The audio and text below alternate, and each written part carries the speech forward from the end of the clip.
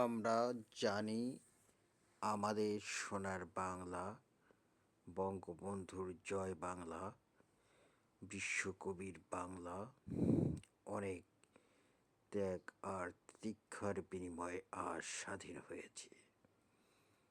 এদেশের মানুষ অত্যন্ত সহজ সরল বিনম্র।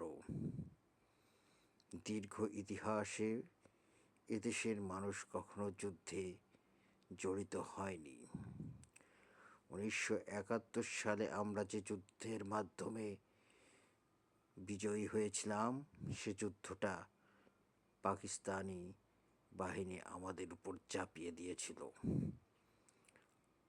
9 মাসের রক্তক্ষয়ী সংগ্রামের মাধ্যমে আমরা স্বাধীন হয়েছিলাম, কিন্তু আমরা যুদ্ধটা করতে চাইনি। আমাদের নেতা শেখ মুজিবুর রহমান, জাতির জনক, বলেছিলেন, আমরা যদি মীমাংসা করতে পারি, অন্তত পক্ষে ভাইয়ে ভাইয়ে মুখ দেখি হবে, না হলে আর কোনো দিন দেখা দেখি হবে না। ঠিক এমনই কথা তিনি বলেছিলেন।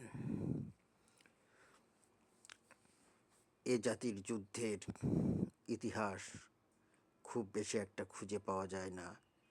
ঠিক যেমন ওই পাঞ্জাবের মানুষ, তুরস্কের মানুষ, কিংবা ইরান, ইরাক, মধ্যপ্রাচ্যের মানুষ। আমরা আমাদের স্বাধীন আবাসভূমিতে শান্তির সাথে আর নিরাপত্তার সাথে থাকতে চাই। খুবই কৃতজ্ঞতা ভরে আমরা স্বীকার করছি ইন্দিরা গান্ধী এবং ভারতের অবদান, যারা আমাদের মহান মুক্তিযুদ্ধে আমাদেরকে সহযোগিতা করেছিল। ভারত আমাদের একটি বন্ধুপ্রতিম দেশ। ইদানিং মায়ানমারের সাথে আমাদের বিভিন্ন বিষয়ে অত্যন্ত একটা খারাপ অবস্থার ভিতর দিয়ে চলছে।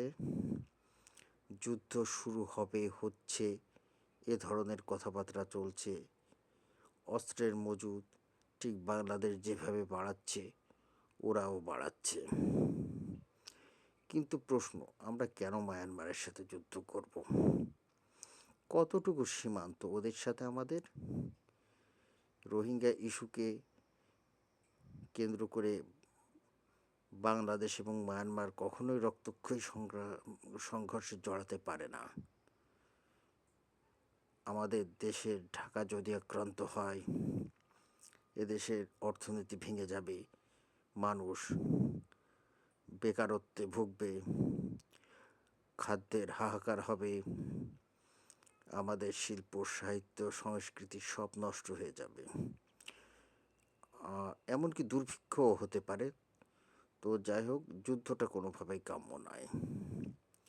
সবচেয়ে ভালো হয় যে রোহিঙ্গা আমাদের ভিতরে এসেছে, সেগুলোকে আমরা মেনে নিই। এটাই আমাদের ভাগ্যের লিখন। আমরা ওদেরকে আমাদের মূল স্রোতধারায় অন্তর্ভুক্ত করে নিই, আর যেন কোনো রোহিঙ্গা না ঢুকতে পারে সে ব্যাপারে সচেতন হই। বাংলাদেশ মায়ানমারের যে বর্ডার আছে, বর্ডারটার উপরে আমরা একটা প্রাচীর তৈরি করে দিই, ঠিক যেমন পশ্চিম জার্মানি আর পূর্ব জার্মানির ভিতরে একটা প্রাচীর ছিল, ওয়াল ছিল। ও ধরনের একটা ওয়াল দিয়ে দিই। এর ফলে ওদের সাথে আমাদের আর কোনো সম্পর্ক থাকবে না। এশিয়ান হাইওয়ে কিংবা অন্যান্য বড় বড় স্বপ্নের ভিতরে আমাদের যাওয়া দরকার নেই। চীনের সাথেও মাখামাখি দরকার নাই। মায়ানমার থেকে আমরা নিরাপদ থাকি। আমরা আমাদের আবাসভূমিতে একটু শান্তির সাথে বসবাস করি, একটু ধর্ম পালন করি, আমরা একটু ভালো থাকি। মর্যাদা কিছু ক্ষুণ্ণ হয় হোক, কিন্তু আমরা একটু নিরাপদে থাকি, একটু ভালো থাকি। ভারতের উপরে অবিশ্বাস রেখে সে অন্য একটা প্রশ্ন। তারপরেও মনে রাখতে হবে, ভারত এবং ভারতের জনগণ মায়ানমার এবং চীনের জনগণের চেয়ে ভালো।